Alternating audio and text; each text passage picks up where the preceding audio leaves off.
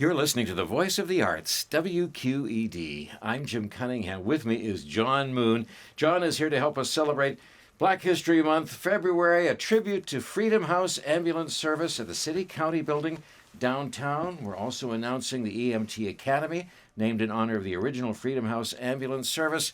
Freedom House, beautiful exhibit in the lobby. Anytime the City County Building is open, you can walk in, look around, and see it at your leisure.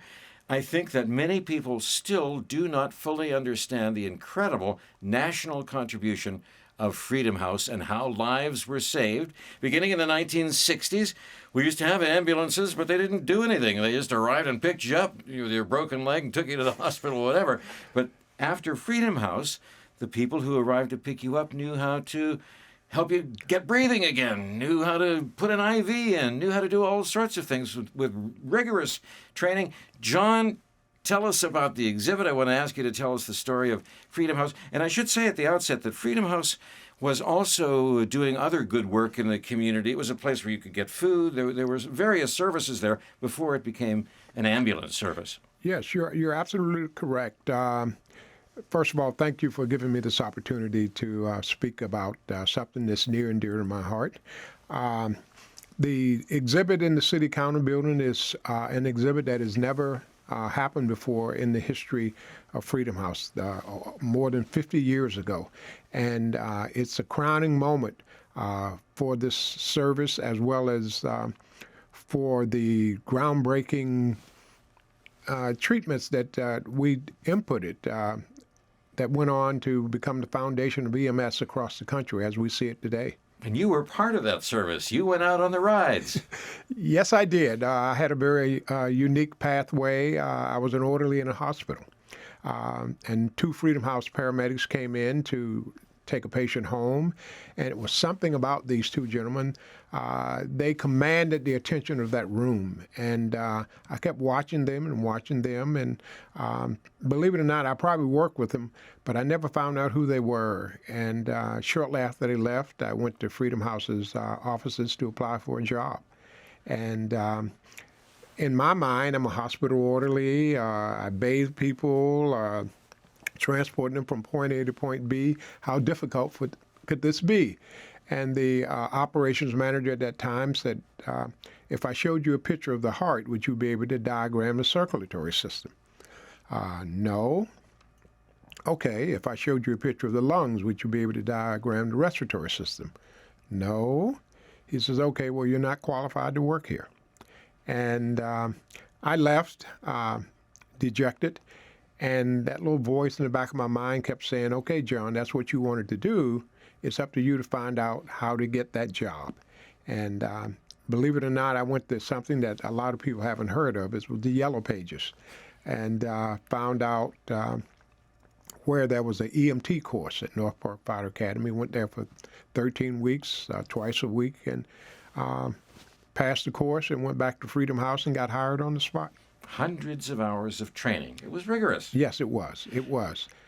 It consisted of something that had never been done outside of the hospital with lay people before. I'm talking about time spent in the emergency room, in the intensive care units, in the operating rooms, in the obstetrics, OB lab at McGee Hospital, as well as the coroner's office, going over anatomy and physiology. We spent time with the IV team, the coronary care facility, understanding EKGs and things of that nature. And let's set the scene. 1967, this was when the Renaissance was just getting going. The Hill District had been a phenomenal cultural landmark here with the era in the 40s with the big bands and the Crawford Grill, the Granada Theater. It was an amazing, lively hub of African-American life. But in that part of the 60s, things began to change. To build the Civic Arena, a lot of the hill was torn down, and there wasn't a lot of regard for what was going to happen to people's homes who were there. So racial tension was high at this time, and the police, if they got a call, somebody needed help, they didn't want to send someone into the Hill District. And you're absolutely correct. Unfortunately, the Hill District community, which I grew up in, we had what I would call a very adversarial relationship with the police. If you called the police, they would come if they felt like it, or they took the time getting there. And if you could imagine a police wagon pulling up to your residence and two officers putting you in the back on a canvas cot and transporting you to the hospital. If something happened to you back there, you either stopped breathing or your heart stopped beating, you were worse off than when they came and got you. And that was the norm until Freedom House stepped up and started creating change in the community itself. Freedom House was a private nonprofit organization that was solely for job training and job placement and even voter registration during that time. Like you said, there was a mini food bank there. And one of the visionaries who was on the board of directors of Freedom House, his name was Philip Hallen, came with the vision that if this organization can deliver food to the residents of the Hill, why can't they deliver medical care? And subsequently, he was able to sell that concept to the board of directors. And it was a great idea, but they didn't know how to get it done. So they approached the local hospital, which was Presbyterian Hospital at that time, and talked to the director, and he referred them to Dr. Peter Saffer, who was the head of the anesthesiology department as well as the critical care medicine department. And it was his vision to try and prove to the world that it wasn't how fast you got them there, but what was being done for them before they got to the emergency room that made all the difference. But no one would believe him. And up comes the board of directors for Freedom House with this vision of theirs to take emergency care to the residents of the Hill. And it was a marriage that proved to be, I would say, a marriage born in heaven that proved to be very fruitful. He agreed to train the individuals, and Freedom House decided we will recruit the people and bring them to you. And there was one stipulation that Dr. Saffer had to agree upon, and that was every member that he trained at that particular time in this first class had to be black. It's amazing to think that these guys, some of them were troubled people that had problems with the law and had no idea what they were getting into, became so successful and became the model for the entire country. At that time, ambulances didn't provide these services until the Freedom House folks got it rolling across the country and the world. And you're absolutely correct. This had never been done before. And, you know, they were marginally unemployed or underemployed individuals that may had problems during the course of their life. And it was amazing because by society standards, these individuals, and myself included, were considered the least likely to succeed. Society's throwaways, unemployables. And as I think about that statement, my mind can't help but wonder that society made one mistake. It didn't tell us.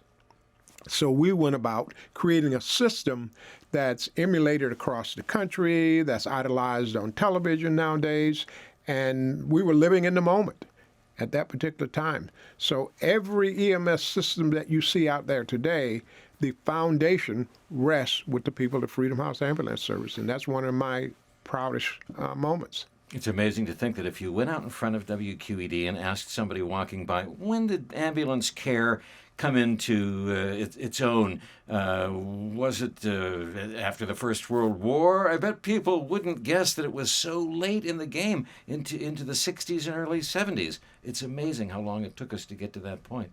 And you're absolutely correct, because we as a community, as a city, probably as a country, got so used to the police being the primary response unit to take you to the emergency room, but we neglected to think that it wasn't how fast you got there, but what was being done for you before. And no one had come up with that vision until Dr. Saffer came across Freedom House's people.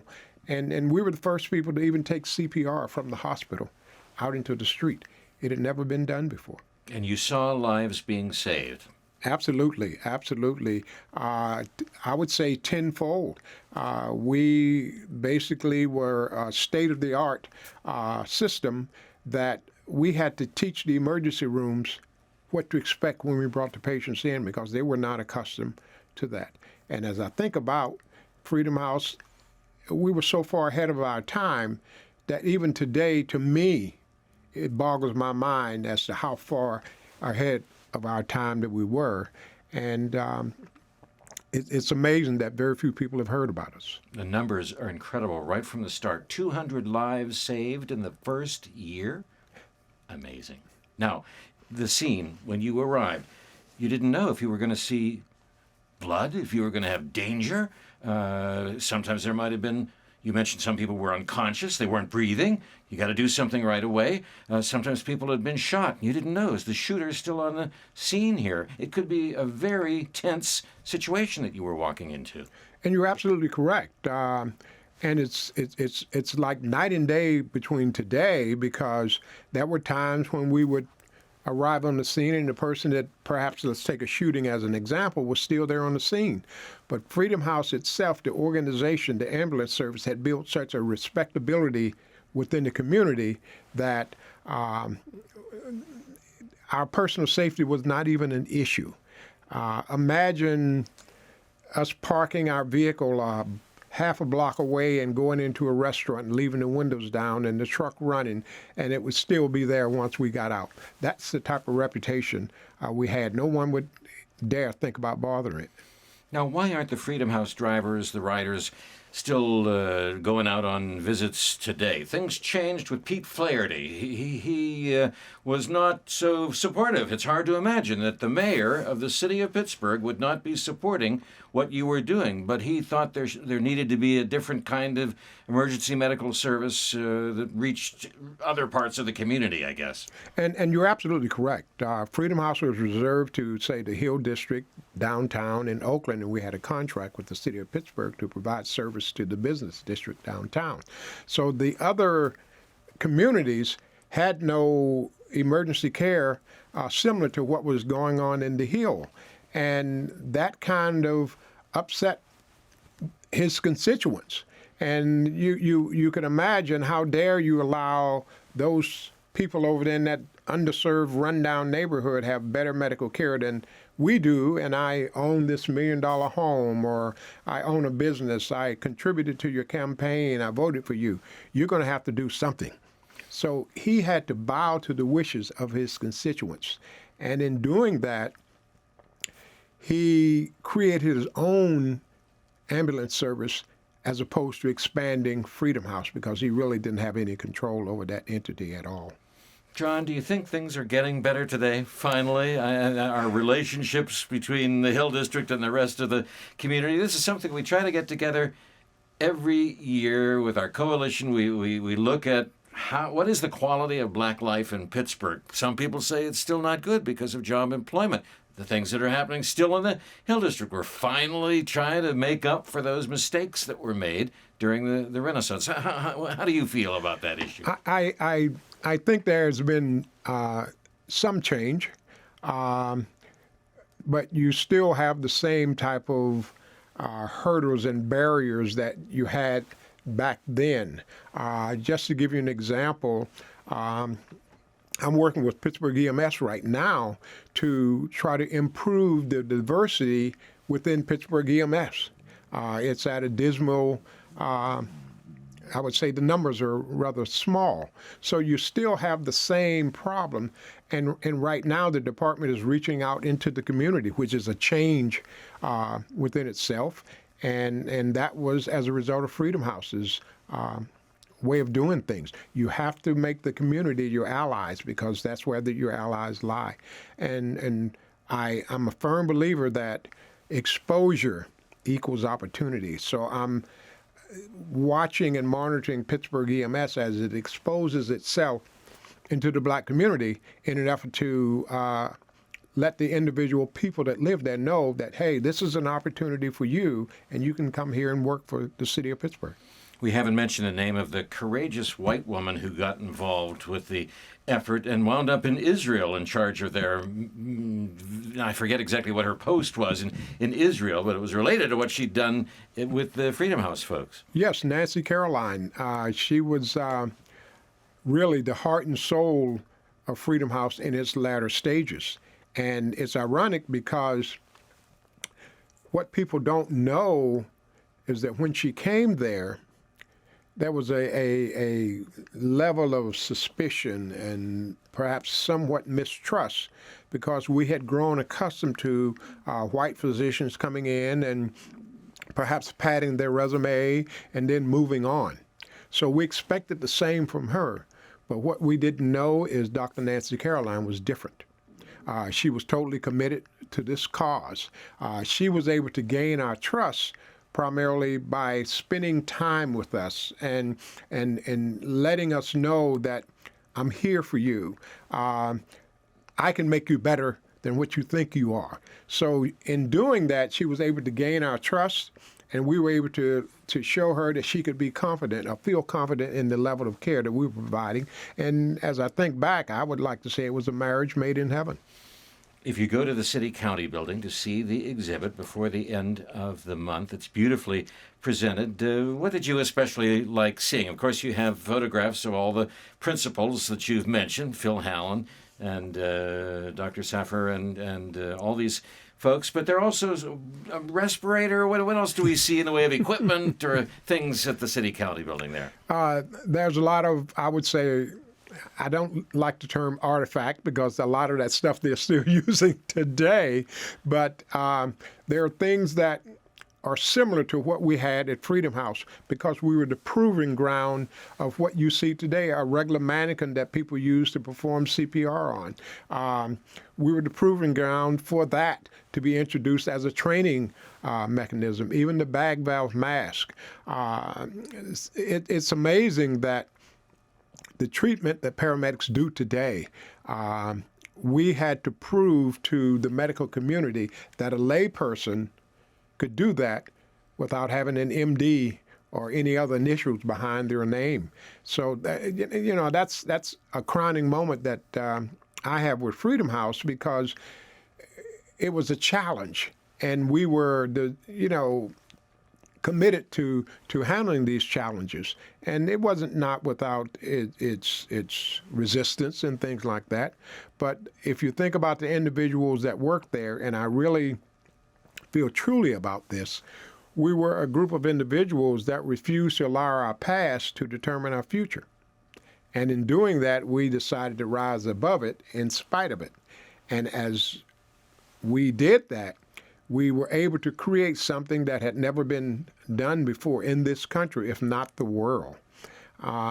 You're talking to the very first person in the United States, if not the world, to actually perform what I would call a tracheal intubation in the field. It was primarily reserved for the operating room.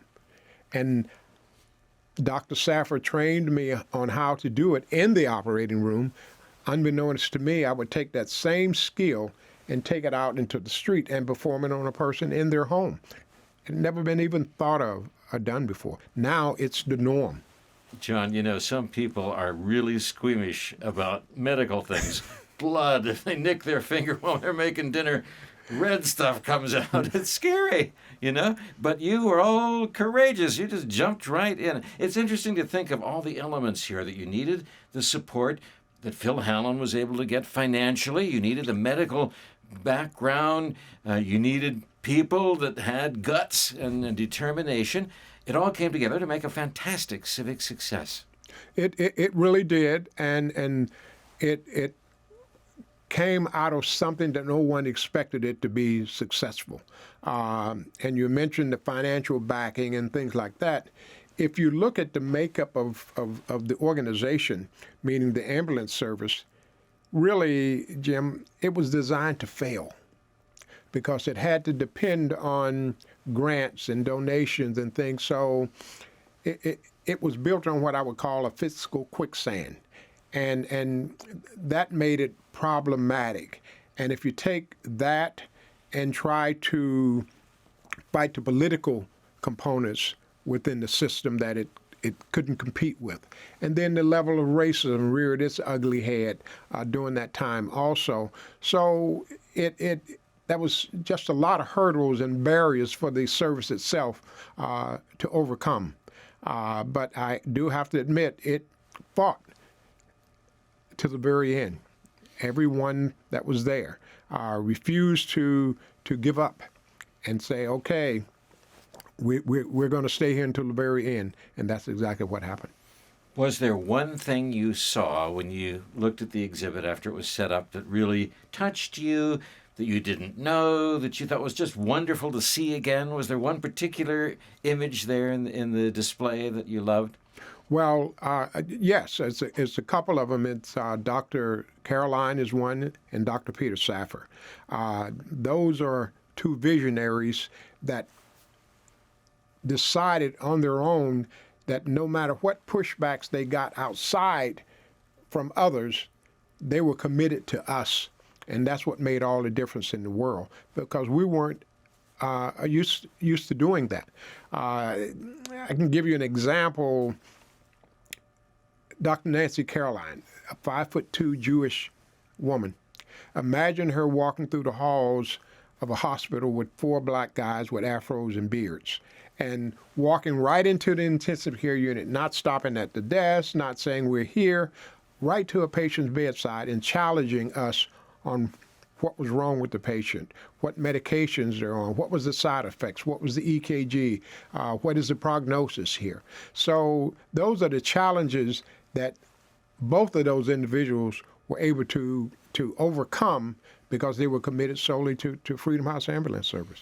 It's great that the EMT Academy has been named for the Freedom House Ambulance Service, so the name will continue. That's wonderful. Yes, and that's the crowning moment, and it's fulfilling the desires of my heart. And this whole process, when I embarked on it about 5 or 6 years ago, Phil Hallen and myself, we didn't envision that it was going to take on a life of its own. And it has done that with the Freedom House Academy with the city of Pittsburgh. There's also a Freedom House 2.0 program that's a workforce development type of program where they take unemployed and underemployed individuals and give them a medical background and let them choose as to whether they want to get into the EMS curriculum or become a community assistant from the medical component. So these programs are very, very special to me. And if you add to that the documentary, as well as the book, American Sirens, I'm living in the moment right now. Well, we're delighted to be part of that moment at WQED. You mentioned Annette Banks' television program about Freedom House, which has already won some awards, and it's a very tight half-hour explanation of how things went down, and you can find it on our website. And, of course, you can also see about the exhibit on the city's website. pa.gov is one spot, and Pittsburgh events. If you just look for Freedom House Ambulance Service in City of Pittsburgh or City County Building, you'll find it. Right. There's a lot of stuff out there. This must be, I know you've already told me, it's a joy for you to tell the story, and you've told it to a lot of people. Weren't you just at a gathering of several thousand people? Yes, I had the privilege of going to Austin, Texas about 3 weeks ago for the National Association of EMS Physicians, it was their 40th anniversary, and I was the keynote speaker there. And I'm used to talking to 25, 30, 40 people. And I walk in the room, there was like 2,000 people sitting there. And I had no idea that I was going to speak to a crowd that large. It wasn't intimidating, but because I'm speaking from my heart. And so it was easy for me to talk to the individuals. The crowning moment is they gave me a standing ovation even before I started speaking. And I had to plead with them to sit down because they wouldn't do that. And obviously, I spoke for roughly about a half hour, 45 minutes. And there again was another standing ovation. So once I left there, my heart was smiling because I'd never experienced that type of reception before. But it was an honor to be able to be invited there. John, you can't see them, but the people listening to this conversation are standing in your honor right now, and they're whistling and applauding because your work just speaks for itself. It's so amazing that you're keeping the message going and that more and more people are finding out that it happened here in Pittsburgh in the Hill District. Absolutely, absolutely. And that's the crowning moment that Freedom House has, and I really look forward to this. There's a lot of momentum behind it right now, and I don't want to see that stop. And right now, I'm in the mindset that whenever I'm requested, I go. And I don't know how to use the word no. I'm too busy, or I can't. I don't have time. I kind of, finagle my schedule in any kind of way to get that word out there. Thank you so much for making the trip to 4802 Fifth Avenue in our Voice of the Arts studio. It is a joy to meet you and hear this story. I'll look forward to seeing you again soon. Thank you, and I look forward to coming, and I really appreciate this opportunity because, as I keep saying, you really have no idea. I can't thank you enough, number one, but you are actually fulfilling the desires of my heart, and that's to keep this part of history out there in the forefront. Bless you, John Moon. Bless you. Thank you.